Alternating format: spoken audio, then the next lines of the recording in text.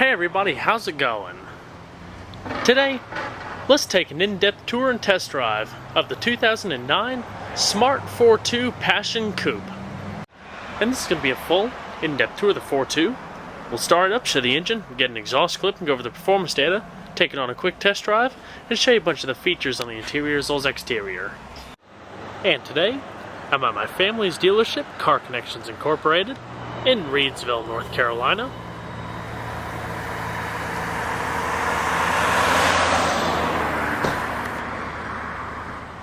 And so, without further ado, let's go ahead and start it up, let it run. It's a black exterior with black cloth interior.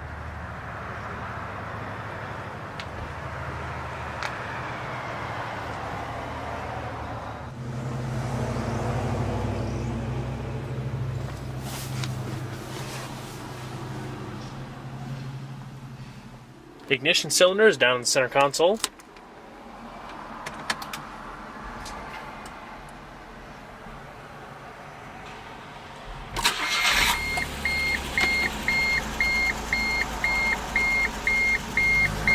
Beautiful.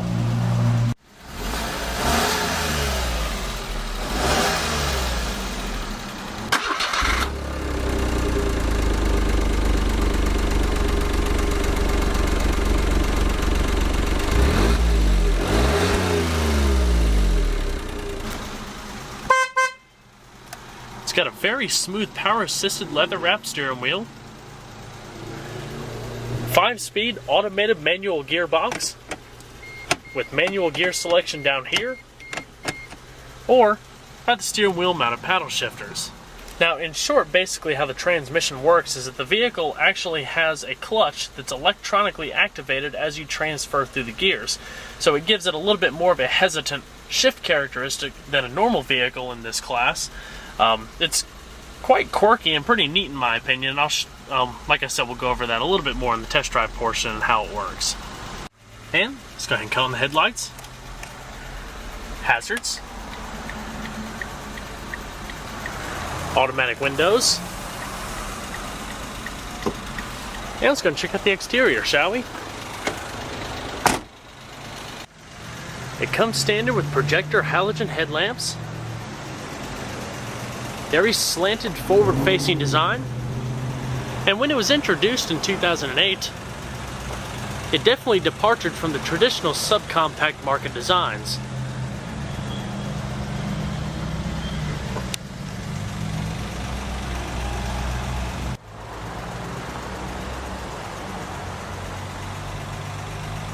It was introduced into an already crowded marketplace, but offered consumers something different. A quirky, non-traditional design that was bound to be a hit.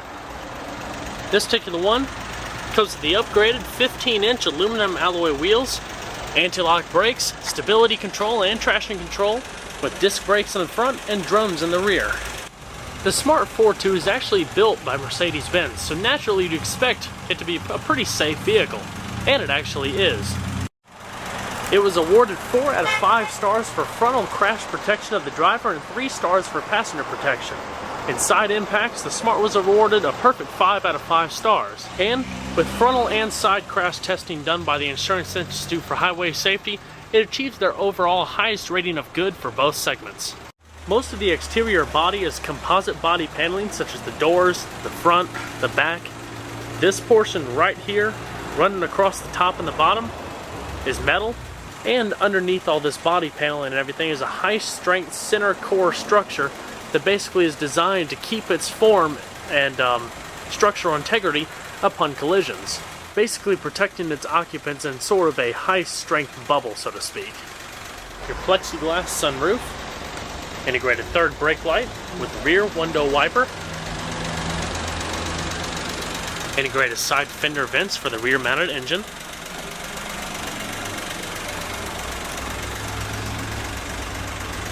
also, being that the engine is mounted in the rear, the vehicle also has a rear-wheel drive.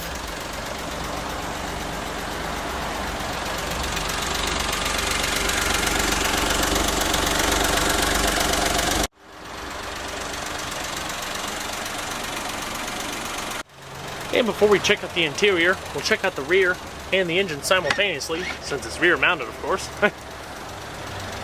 There's a little membrane button right there that you press to release that. And then there's two clips here and here that you really release at the same time, but I don't have two hands free. Little all-weather cargo shelf with hidden storage.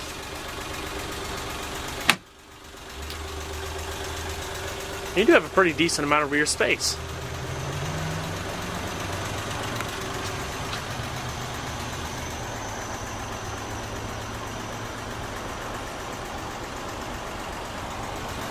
But underneath here is where your engine is. Just undo this. And there you go. The Fortwo comes with a 1-liter dual overhead cam inline 3-cylinder engine. 12 valve with variable valve timing, produces 70 horsepower at 5,800 RPM and 68 foot-pounds of torque at 4,500 RPM. Like I said, it is rear-wheel drive with a McPherson strut front suspension and a solid axle rear suspension with front and rear stabilizer bars. And with around an 8.7 gallon fuel tank running on premium unleaded gas, it achieves an EPA estimated miles per gallon rating of 33 city, 41 highway. It isn't a fast car by no means. 0 to 60 time is around 14.1 seconds with a 90 mile an hour top speed. But in the lower gears, it is quite zippy and peppy with its lightweight design. I couldn't do it with two hands really, but you just place that cover back on, stick that little screw mechanism in, turn it in, and tighten it down. Packing cargo to the roof will yield about 12 cubic feet of cargo space, and visual height would be around 7 cubic feet or so.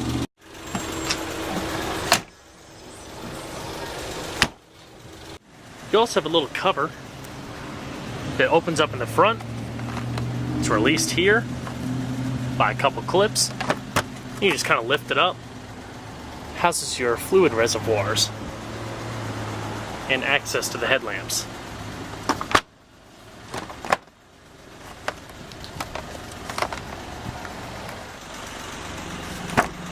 As far as the inside, there's a huge amount of interior room that you really wouldn't expect from a car this size. You can definitely fit someone just 6 feet or over without too much effort. Mesh storage pockets, your power windows, power mirrors, power locks are located up on the dash, and you also have cloth padding on the doors. The seats are manual, like I'll talk about in a little bit. It does have side airbags. Floor mounted brake pedal. It's kind of a love it or hate it thing. It takes a little bit to get used to. And it does not have a tilt steering wheel. And let's go and see how she sounds.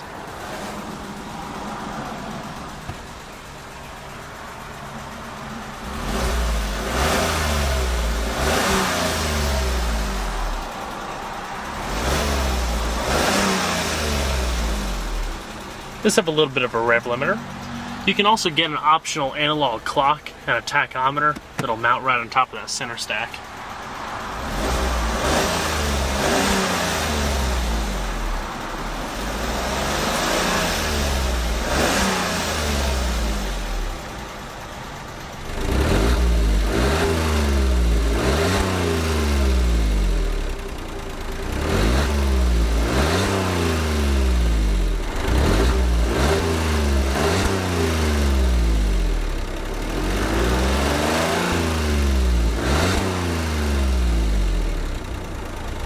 Go ahead and shut her up.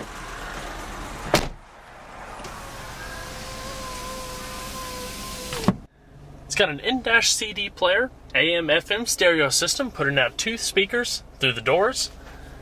And with just only 2 speakers, you'd be surprised at how good the audio sound really is in the vehicle.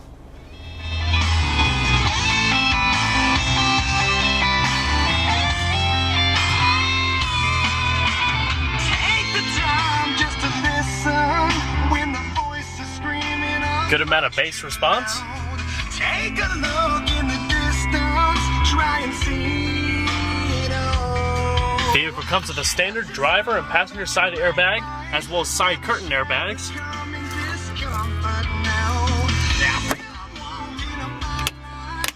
Interior illumination, manually dimming rear view mirror. Here's the plexiglass roof, shade. Parts of the dash, or most of it, is actually also wrapped in the same cloth material as the seats, going across here in the lower portion, as well as all of the upper portions of the dash. All of your climate control settings are located up here. Your fan speed, different zones, and front defrost, rear defrost, one-touch AC, and recycling. Your temperature is located over here. This vehicle also comes with heated seats, 2-stage for the driver and passenger, tire pressure monitoring system reset, your lock and unlock. Down below here, you have your 12-volt power outlet, 2 cup holders, your leather shift knob, long e-brake, and your seat recline is located here for both sides. Intermittent wipers, little driver information system, your mileage, temperature, clock, and digital fuel readout. Storage pockets going up into the dash.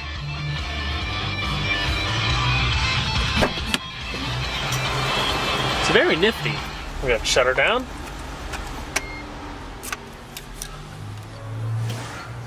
Now we're going to check out the rest of the vehicle, shall we?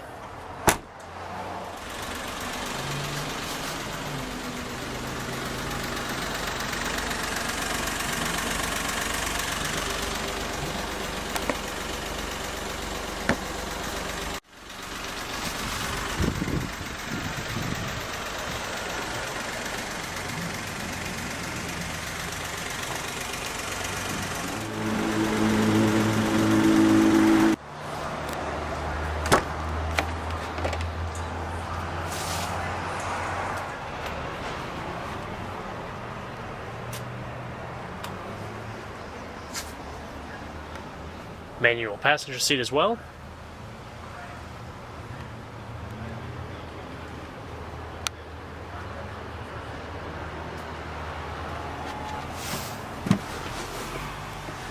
It really is amazing how much room are in these vehicles.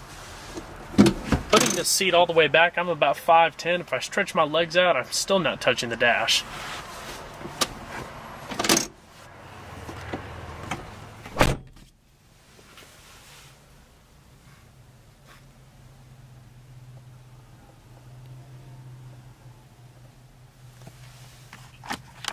Modest glove box.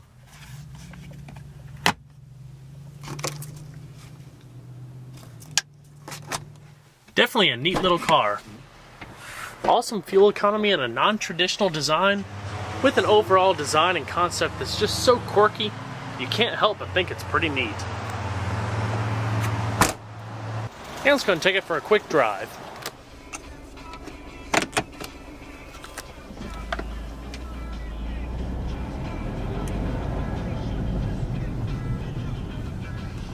Now when I start accelerating, you'll see the shift pause that I mentioned earlier in the video.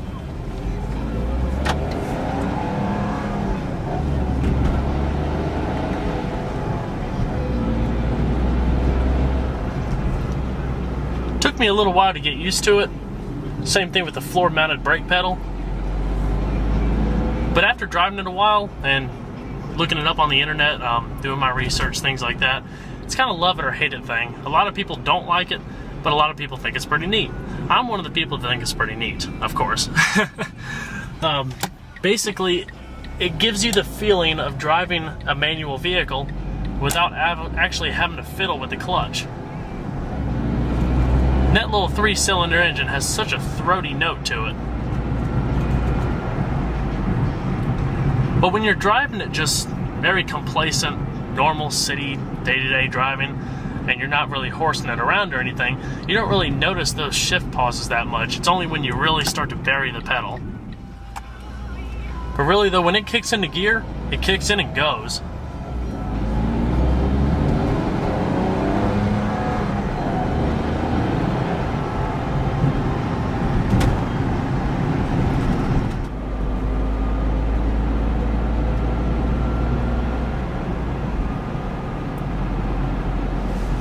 takes curves pretty well. Not a whole lot of body roll.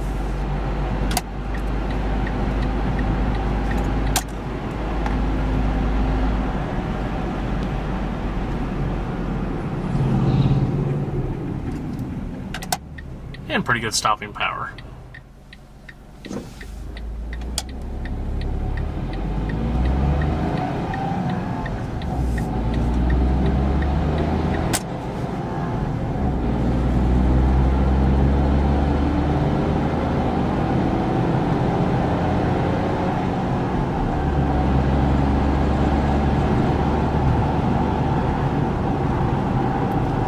And just shift into 5th gear.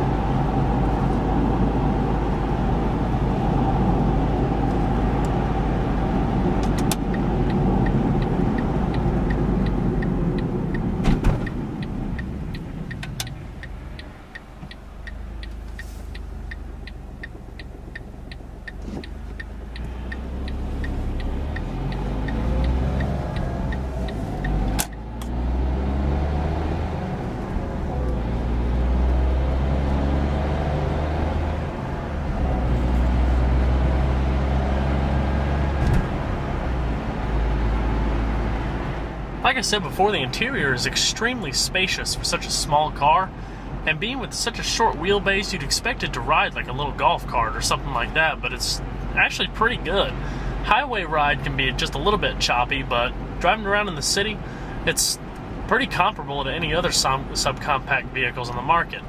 Now, a lot of people argue, basically, does this compete with other vehicles? Are other vehicles better?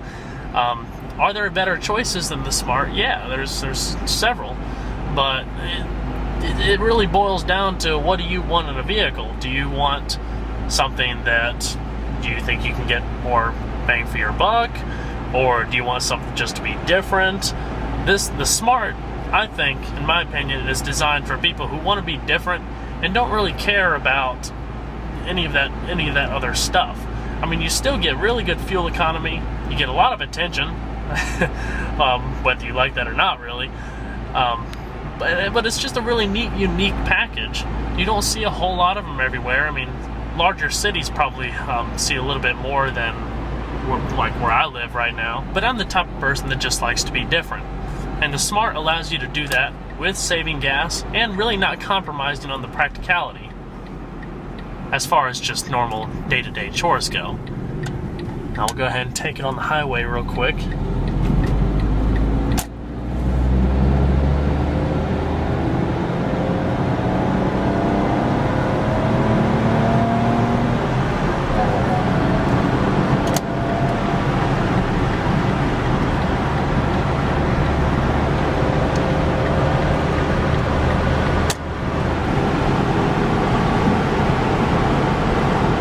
Right now we're going about 70 miles an hour. Just 20 shy of its top speed.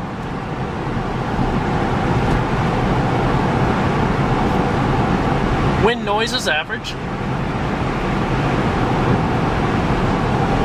But the ride quality, especially if the road is good, just like any car really, it's not really that different. I mean, would I say that the ride is really choppy? No, but it's all a matter of opinion.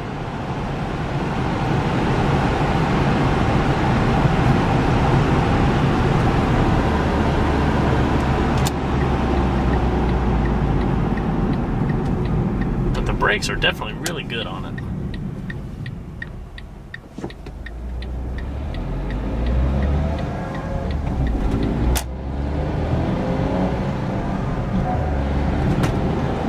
The manual shiftability also on the steering wheel, I mean, you can use it for increased sport or use it down on the shifter knob, but it really doesn't make that much of a difference in it drives. It might minimize the shift times just a little bit, but not a huge bunch.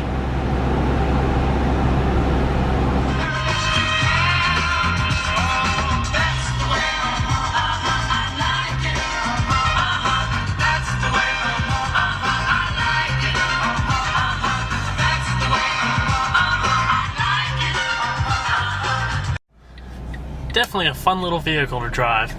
Even if you're not interested in purchasing the Smart, I suggest go at least test drive one, because it's definitely unique and unlike anything else out there.